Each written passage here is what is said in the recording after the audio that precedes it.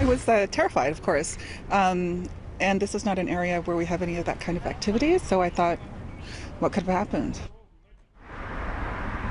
I'm Janella Massa on Warden, just south of Lawrence, where residents were shocked at just the beginning of rush hour today with a daylight shooting. Two cars reportedly shooting at each other. Police called here around 5:15, and one of those cars actually ended up here on the lawn of this house.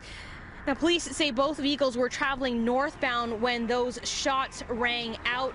They found a number of shell casings on Warden. The white Honda Civic landed in front of the home, and police say the occupants fled the vehicle into the backyard. You can see where the windows were left shattered and some blood on the trunk.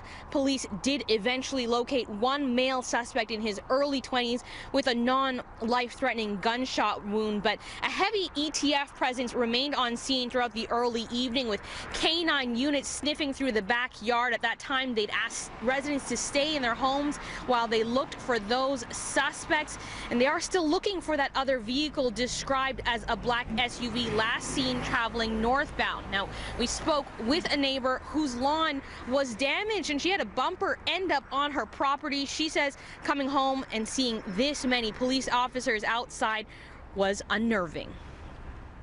We were so happy that nobody was home. I should have been home. I stopped at the store to get something, and if I hadn't, I would have been home. Yeah, and the kids as well? Were you with your kids at the time? Yeah, they would have been home too. They hit traffic. So it's kind of terrifying, but I don't believe that it's something that happens in this neighborhood. So I'm not worried in that respect. I want the police to apprehend whoever did this. Now, Warden was closed from Walbin to Sherwood for just over 5 hours. They actually just reopened the scene about 20 minutes ago, and police say that there were multiple scenes. They found blood splattered at 3 different locations in this neighborhood, and they are still looking for that other vehicle and those suspects.